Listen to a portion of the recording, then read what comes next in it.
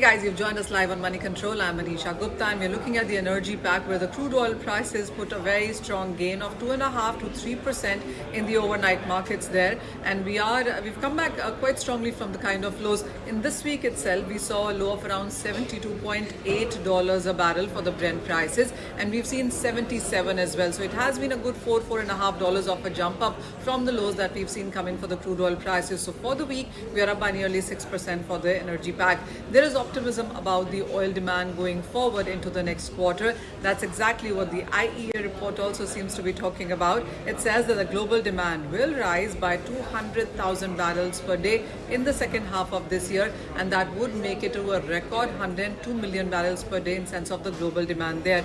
Much of this demand is expected to come out of China, OECD countries there. While even the markets did see support even as the US inventories for oil gained up by nearly 5 million barrels. What has been supportive though is the gasoline inventories, which have seen a sharp decline, and that too for a third straight week. This time around declining, and the demand in the meanwhile is hitting at a 2021 highs, giving support to prices. US has been offering positive cues as well as far as the debt ceiling conversation goes.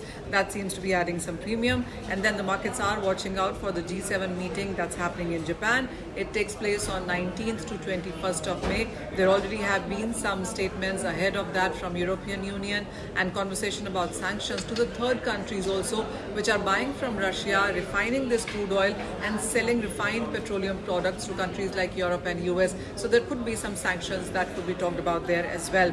There are various reports that have come out in last 2 to 3 days. Interesting one from ING, which says that there is smaller than expected growth in supplies from US. That will be supportive. Commonwealth Bank of Australia says that rebound in Chinese demand is what they're watching out for, and that's exactly what Goldman Sachs as well says. They say the Brent could reach to $100 a barrel by the end of this year if there is strong demand from China, and if OPEC cuts 2 million barrels per day that they have promised. If they keep it to that, then we are looking at tightness going forward in the second half. That could be supportive for crude as well. Citi also says that oil prices may have bottomed out, and from here it could be consolidation, even some gains coming in for crude.